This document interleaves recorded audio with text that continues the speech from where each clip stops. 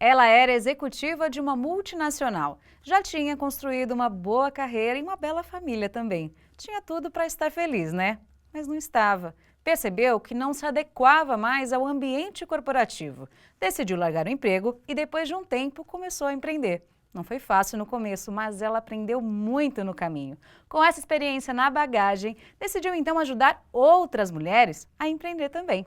A nossa convidada de hoje é a Ana Fontes, a fundadora da Rede Mulher Empreendedora. Ana, muito bem-vinda, muito obrigada pela presença. Obrigada pelo convite. Me conta, lá do começo, como é que foi esse momento onde você decidiu largar o emprego que você tinha? Eu estava há vários anos trabalhando nessa empresa. Não foi uma decisão fácil, eu falo que não aconteceu assim num dia, né? Foi um processo. Eu já tinha minha primeira filha, convivia muito pouco tempo com ela, o tempo era muito corrido, né? Tinha dificuldade de você ficar um tempo inteiro dedicada numa corporação e essa vontade de estar mais perto dela e de também não ter mais ligamento com o propósito com a empresa onde eu estava, é que me fizeram decidir sair da corporação e num primeiro momento eu nem fui empreender, no primeiro momento eu fui ficar em casa, eu virei durante um tempo dona de casa, mãe, durante cerca de 8 meses. Eu queria meio que fazer um detox, né, uma desintoxicação do mundo corporativo e viver um pouco mais a minha vida, me conhecer um pouco, ver um pouco mais as minhas filhas. Mas o que é que te intoxicava nesse mundo corporativo? O que mais te incomodava? As relações, né? Assim, a relação humana é hoje uma das principais dificuldades, seja em qualquer ambiente, corporativo, empreendedor, no dia a dia, né? O mundo corporativo tem uma série de cobranças e uma série de exigências e as relações políticas, isso acaba cansando um pouco. Eu trabalho desde os 14 anos, então, assim, conviver no mundo corporativo sempre foi tranquilo para mim. Só que num determinado momento aquilo já não te faz mais feliz, eu já não conseguia ver com certas coisas que aconteciam com facilidade. Eu achava que aquilo não mais me pertencia, que aquele era um mundo do qual eu não fazia mais parte. Então, a partir daí eu falei, bom, esse não é meu mundo, e aí eu pedi para sair, mesmo depois de muitos anos nessa corporação, eu pedi para sair. Mas empreender já tinha sido passado pela sua cabeça antes? Você tinha tido esse sonho ou não? Foi a primeira vez que você pensou nisso? Eu digo que todo nordestino é empreendedor. Eu sou nordestina, meus pais migraram para São Paulo em 1970 e assim, a gente sempre teve uma característica de luta, né? E todo bom empreendedor, ele é um batalhador, ele vai atrás das coisas, ele não ouve os nãos. Eu tive muita dificuldade, minha família era uma família muito simples, então eu tive que empreender para poder pagar a minha primeira universidade, né? Eu fazia bolo, torta para vender, para poder pagar a mensalidade. Então, empreender sempre esteve no meu dia a dia, não de uma forma como a gente fala hoje, porque hoje empreender é uma palavra bacana, né? Mas era mais numa atitude de dia a dia mesmo. Mas a atitude empreendedora você sempre teve? Sempre teve, sempre teve. E aí, quais foram... Demorou um tempo, então, para você decidir, desde que você saiu do seu emprego até começar a realmente empreender.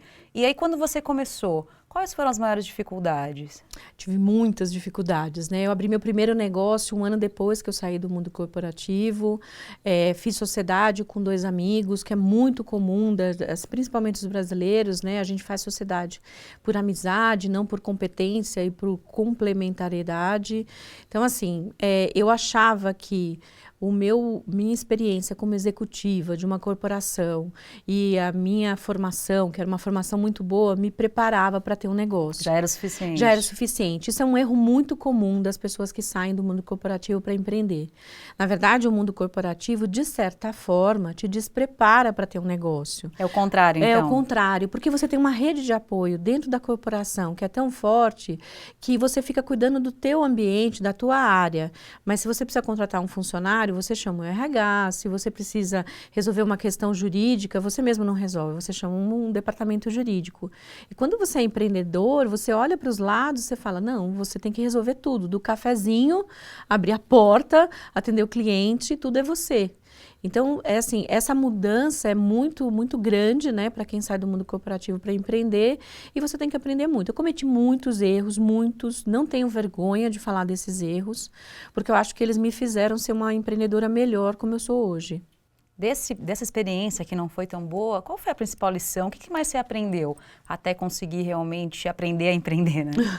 Acho que a primeira grande lição é que, assim, empreender é uma jornada, não tem a ver com teoria, né? Não tem a ver com você ler nos livros como é empreender. Empreender é prática, né? É botar a mão na massa, é botar para fazer o teu negócio. Essa é a primeira grande lição. A segunda grande lição é que, assim, uma ideia não vale absolutamente nada se ela não é bem executada. E no início, eu tinha muita a percepção de que aquela ideia de negócio era sensacional, era diferente de todo mundo, que ia dar super certo. Quando na verdade não. Uma ideia boa é ideia executada. Ideia sem execução não vale absolutamente nada. Muita gente pensa assim também, né, Ana? Muita gente. Muita gente pensa que assim, eu tenho a minha ideia, não vou contar para ninguém, as pessoas vão copiar. Uma bobagem, não precisa se preocupar com isso. Ideia não vale absolutamente nada. A ideia boa é aquela ideia executada e bem executada, né? Porque não adianta também você executar de uma forma ruim, porque aí não vai dar certo. E um outro erro muito grande, que é muito comum dos empreendedores e que eu também cometi, é que eu criei um negócio para depois buscar cliente. Eu não tinha cliente para poder criar o negócio. É muito comum. As pessoas acham assim, eu vou criar esse negócio e depois que o negócio estiver pronto, eu vou buscar os meus clientes. Na verdade, é o contrário. Você tem que ver o que as pessoas estão precisando, o que é uma oportunidade de negócio, e aí sim você cria o negócio para atender aqueles consumidores, para atender uma necessidade das pessoas. E o mais comum não, a gente cria o negócio na nossa cabeça e depois vai atrás do cliente. Aí fica muito mais difícil. Muito mais difícil, é muito mais sofrido, porque aí você vai fazer por tentativa e erro. O que eu mais vejo, e assim, quando eu cometi na época também, você começa a fazer investimento e no começo tudo é lindo, né? Porque você tem vontade, você fala, vai dar certo, eu vou divulgar, eu vou ter um escritório, porque essa é uma ilusão também das pessoas, né? Eu vou ter um escritório, vou ter um ambiente para trabalhar. Só aí que você começa a perceber que o dinheiro sai, o dinheiro não entra, os clientes não vêm e aí bate o desespero em boa parte dos empreendedores. E aí ou você se reinventa, né, e pega essa situação na mão e transforma essa situação numa situação melhor para você, ou então eu vejo muitos casos das pessoas voltarem para o mercado de trabalho porque não deram conta do desafio. Bom, no seu caso, você se reinventou. Me reinventei. Então me conta, você fazia o quê? O primeiro negócio foi o quê? Foi um site de elogios na internet que se chama Elogia Aqui. Ele ainda existe, né? Foi vendido depois de um processo, quando eu tive a separação da minha sociedade, a gente vendeu para uma outra empresa. É o oposto do Reclame Aqui.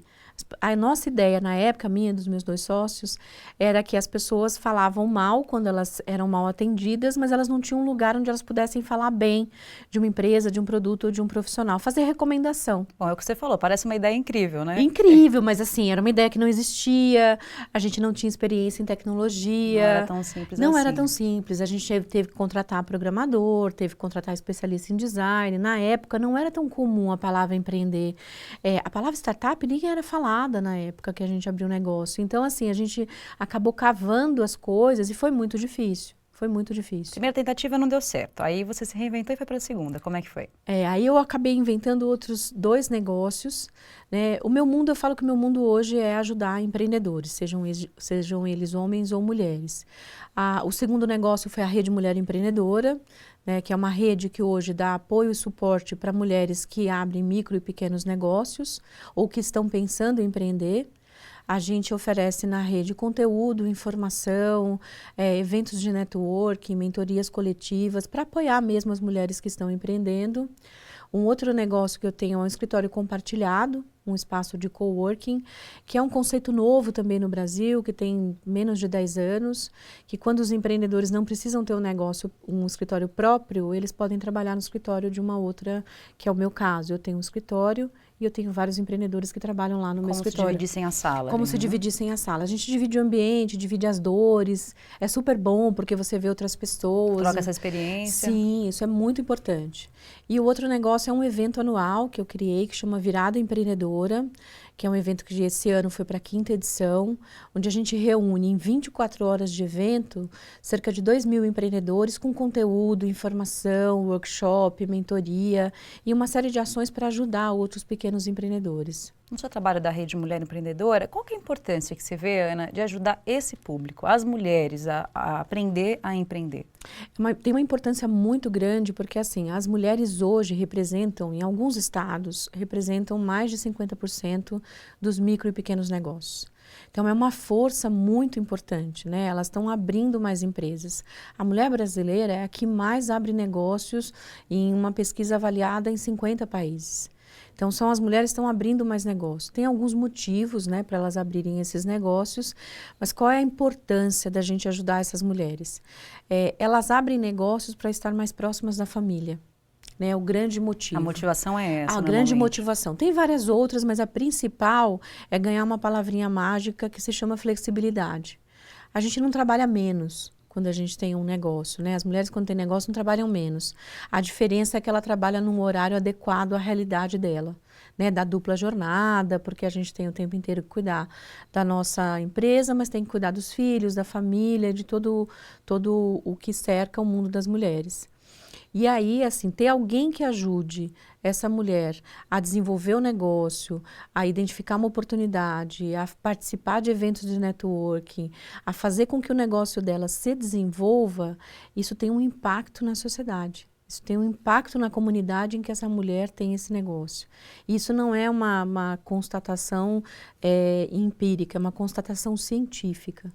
Além dessa questão, né, delas abrirem os negócios para estarem mais perto da família, poderem controlar melhor, vivenciar, que outro aspecto dá para a gente dizer de diferenças entre homens e mulheres que vão empreender? Qual que é o perfil dessa mulher empreendedora brasileira?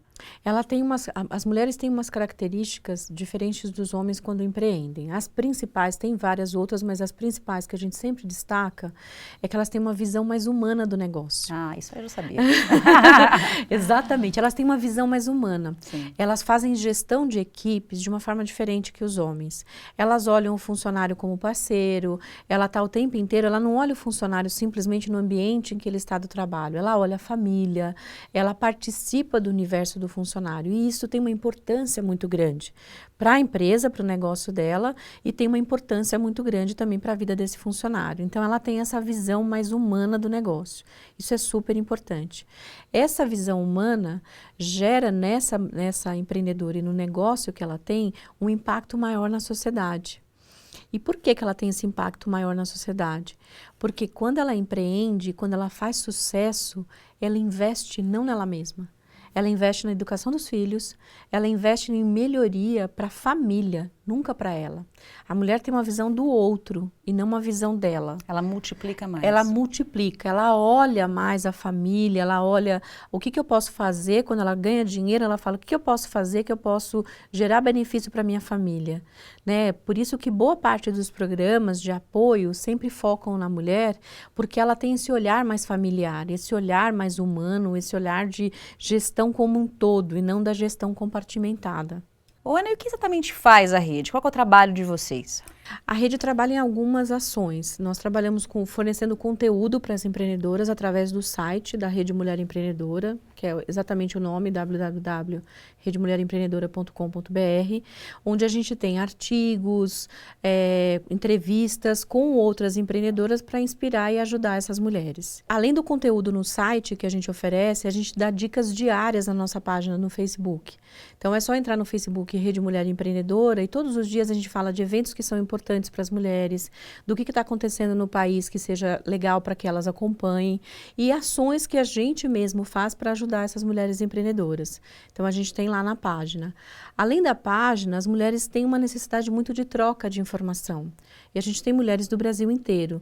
Então nós criamos um grupo fechado no Facebook também, que é só entrar pela página, você consegue identificar o endereço, onde mulheres do Brasil inteiro que têm conhecimento sobre um ou outro assunto ajudam as outras mulheres.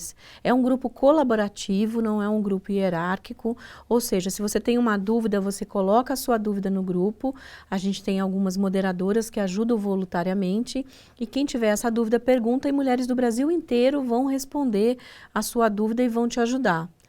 Além disso, além desse grupo, a gente promove encontros mensais com essas empreendedoras, porque a gente aprendeu muito que essa visão de olhar uma para a outra, de ver quais são as dificuldades, é super importante para motivar e inspirar as mulheres. Já pode acontecer aquele networking que você disse que é tão importante, né? Sim, esses encontros a gente promove mensalmente, a gente faz esses encontros com palestras, conteúdo, com ações incentivadas de networking e a gente sempre fala para as empreendedoras que elas têm que sair de lá conhecendo pelo menos 5 5 ou 6 pessoas que elas possam fazer negócios ou parcerias. Então, a rede trabalha com conteúdo, inspiração e com colaboração. Pelo que você viveu e pelo que você já viu, quais são os maiores desafios que nós mulheres temos para empreender? Nós temos, o primeiro grande desafio é identificar uma oportunidade de negócio. Né? As mulheres empreendem em área de conforto, que a gente fala. Beleza, alimentação, moda, enfim, elas empreendem nas áreas que elas dominam. Isso não tem nenhum problema, desde que essa área de conforto seja uma oportunidade de negócio. Não só porque eu gosto de moda. Não só porque eu gosto. Você tem que identificar uma oportunidade de negócio, porque a chance de você dar certo é maior. Porque se você não identificar, eu dou sempre o exemplo do cabeleireiro do bairro.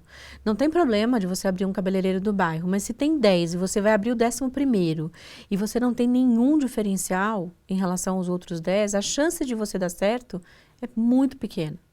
Então, a questão não é só abrir, identificar uma oportunidade de negócio. A segunda questão em relação à dificuldade que elas têm é em relação à gestão financeira. As mulheres têm uma questão cultural, até porque, historicamente, as mulheres não cuidavam da parte financeira da família. Então, a gente acha que a gente não consegue lidar com os números. A gente acha que não consegue lidar com os números. Boa parte das mulheres ou delegam os números, a parte financeira da empresa para um funcionário, ou para o sócio, que normalmente é o marido, ou para algum outro sócio que cuida da parte financeira. E não é por questões cognitivas, não é por inteligência ou por falta de capacidade. Nada comprova que a gente não pode fazer isso. Nada, muito pelo contrário. A gente tem total capacidade. É uma questão de bloqueio cultural. O que eu falo para as empreendedoras é assim, tira isso da frente, esse bloqueio cultural. Você precisa entender, você não precisa ser uma especialista em finanças, mas você precisa entender como é que você vende, como é que você vende, qual é o seu preço, qual é a sua margem, como é que você faz o fluxo de caixa e tudo isso. É absolutamente importante. Então, esse é um segundo item que a gente precisa trabalhar. Um terceiro item que as mulheres precisam muito trabalhar é a questão do networking. E aí tem alguns fatores envolvidos, né? As mulheres fazem menos networking do que os homens, isso no mundo inteiro, e as brasileiras fazem menos ainda. Porque a gente tem uma questão de administração do tempo. Mas logo a gente que gosta tanto de uma conversa... Então, tem uma diferença. A gente fala de assuntos que são pessoais, mas a gente não fala de assuntos de negócio. A gente tem um bloqueio para falar de assuntos de negócio. Então, essa é a primeira questão. A gente precisa tirar esse bloqueio de falar de assuntos de negócio, porque a gente acha que falar de assuntos de negócio é vender. Não, e homem fala de assuntos de negócio com a maior tranquilidade do mundo. Fala no futebol, no bar com os amigos, super de boa. A gente acha que isso é uma coisa menor. Então, essa é a primeira questão. A segunda questão é achar que networking ou que fazer rede de contato é uma coisa menor. E o que a gente mostra é que não. Muitas vezes a sobrevivência da empresa e o desenvolvimento do negócio depende de uma pessoa que você conhece, de um contato que você faz, que pode alavancar o seu negócio. Então, você tem que aprender a fazer relacionamentos. E a terceira questão está ligada ao tempo. Porque como a mulher faz muita coisa ao mesmo tempo, o network na lista de prioridade vai lá embaixo.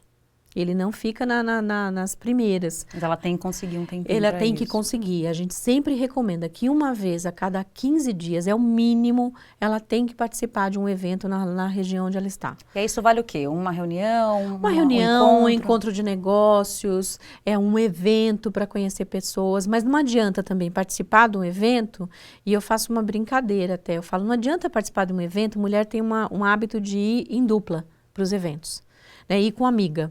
Não adianta você ir com a amiga e ficar no evento o tempo inteiro. No canto com a amiga. Com a amiga, você não vai conhecer ninguém, não vai adiantar nada. Melhor sozinha, talvez. Então, exato. Ou você pode ir sozinha, ou você pode ir com a sua amiga, mas não ficar o tempo inteiro grudada. Disposta a conhecer gente e falar com as pessoas. Exato, tem que estar disposta, tem que estar de mente aberta para conhecer as pessoas. Porque muitas vezes você pode conhecer um parceiro, você pode conhecer um cliente, você pode conhecer alguém que pode comprar do seu produto, do seu serviço. Então, é muito importante. O evento de networking é muito importante.